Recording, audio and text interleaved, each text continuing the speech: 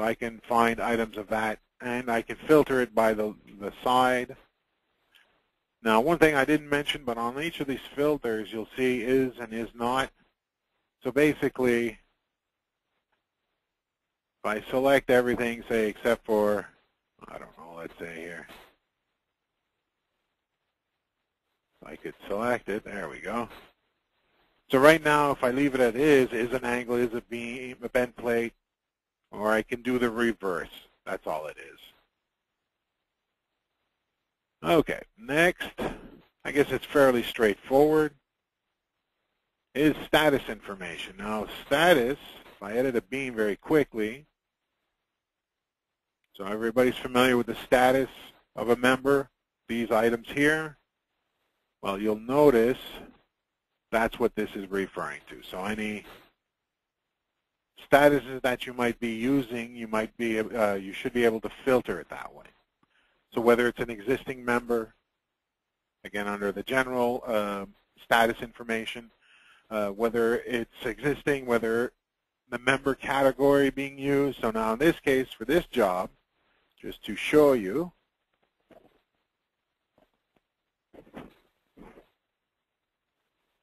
the category being used here,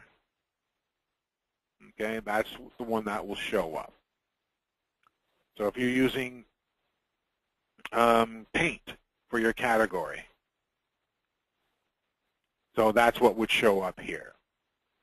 In this case, they're just using it for, I believe, RFIs on this particular project. Whether it's model complete. So again, right now there's nothing set. So if I cancel that, I'm just going to edit a member. I'm going to set it to model complete. Okay. If I run it again,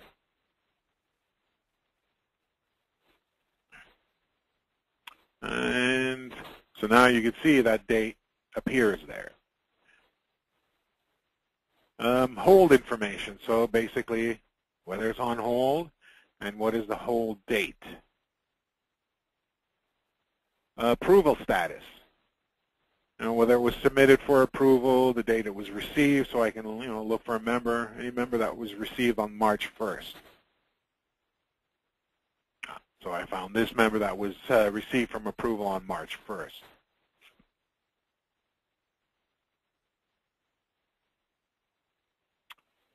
More status information, so I mentioned hold, approval, and of course the approval status, whether it was rejected, approved, revised and resubmit, etc. So it's a good way, if you're using the approval status, is to make sure the model is up to date. The job, so of course we come to the rest of them, whether it's the projected fabrication complete date, whether it's released for fabrication, all the way to the erected date. And then we come to member routes. Now, I hope, or I'm pretty sure most of you are probably using member routes. Again, that comes from, again, in the user routing.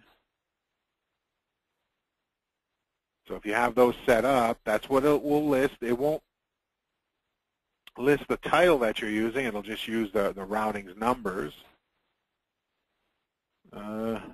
Not filter, hold on, just give me let me edit that member. I just want to show you through the member edit what I'm referring to.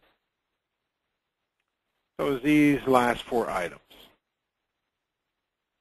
So in the case of this project, they're using for route number 1, who checked the framing, let's say a member status in this case, who checked it, and whether there's a revision on it. And of course, routing number 4 is always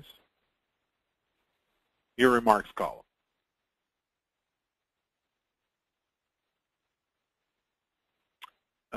Category. Now this one is, just to make sure I'm not, category.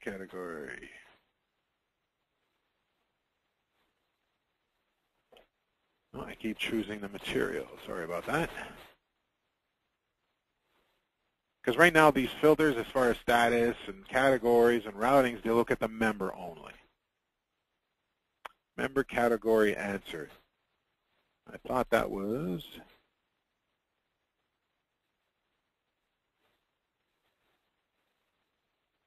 under status.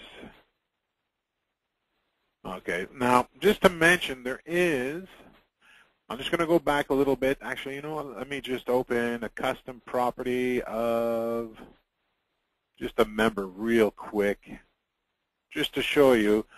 There are some options that you see here on this window that will not appear. The reason for that is there is a special status, or sorry, property that we use, or that is added to the system. So this is a update system custom property. Now I'm going to explain this really quickly because on my next webinar that's what I'll be showing. So in this case, there is this special window. There are some items within that Find tool that apply only to that custom property window. And one of them is category. So there's a category within that custom property. When you run it, if you don't have to use that special property. If you don't use it, you just will not have the last three items that are listed here. So in this case, category, you know, I could look for any special painted members. And again, I'm going to be showing this in a month from now. We're actually, hopefully by the end of this month in June, and it's another one we're giving away. But you do not, if you don't want to use it, you don't have to. And also I'm going to show you another one. It's an RFI, again, using the custom property that we created. So I can select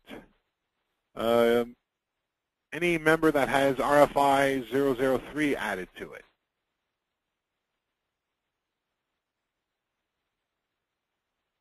Of course, no members affected. Let me run that again.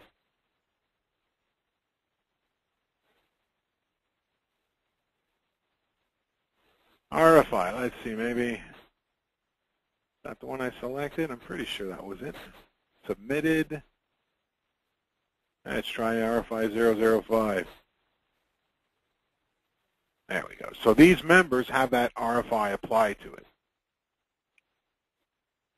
So if I edit, just to show you one of them, and if I go into that property window, where is it?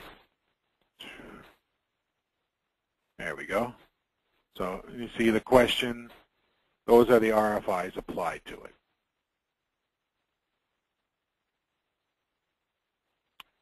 Now, if I use one last thing with the RFI, just to mention, again, you don't have to use this. I'm just going to see it's answered. Okay, so RFI 003.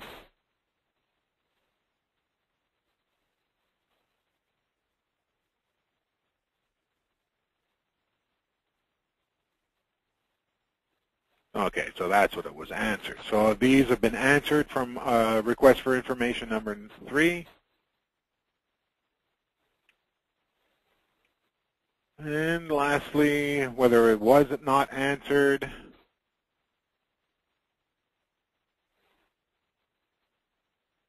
And then, of course, revision, you know, which members have this revision applied to it. So there we go. And again, the revision is not the revision you would find in status. It is not this revision that comes with SDS2. It is a custom revision that we've added to the property screen.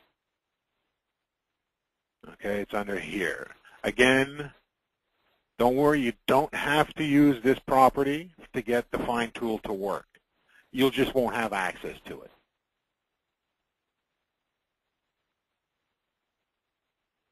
So I'll run it again just to